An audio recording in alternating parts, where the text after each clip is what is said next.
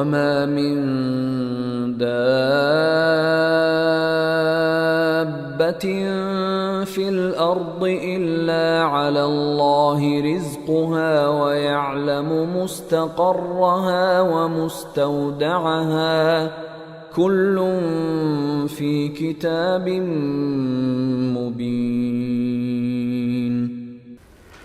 وما من دابة في الأرض إلا على الله رزقها. وما وہ اور ما نہیں ہے، من سے، دابہ کہتے ہیں زمین پر چلنے والے کو، چوپائے کو بھی کہتے ہیں، تمام اس سے رینگنے والے ہوں ان کو بھی کہتے ہیں، تمام جانداروں کے لیے بنیادی طور پر یہ کلمہ استعمال ہوتا ہے، جو زمین پر پاؤں کے ساتھ دھکیل کر اس کو چلتے ہیں، وہ سارے کے سارے.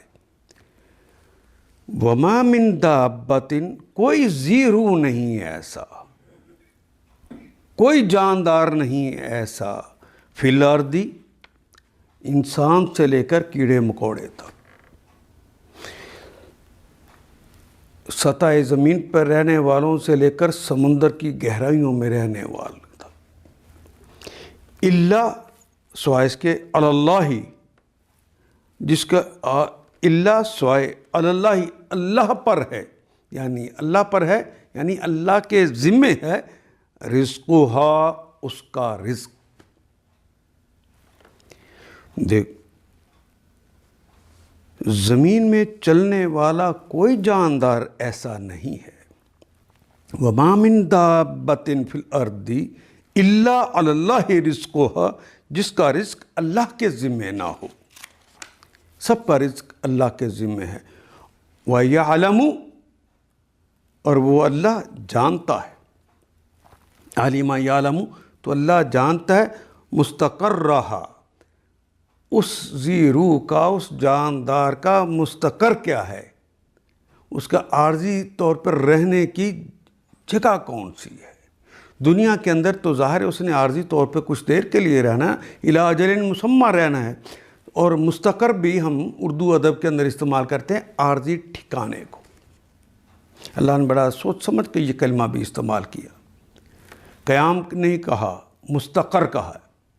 مستقر جو ہے وہ عارضی ٹھکانہ ہوتا ہے. خوارزم شاہ اپنے مستقر سے نکلا اور دشمن پر ٹوٹ پڑا. وہ کمینگاہ جہاں پہ وہ چھپے ہوئے تھے وہاں سے نکلے اور دشمن پر ٹوٹ پڑے. وہ عارضی ٹھکانہ.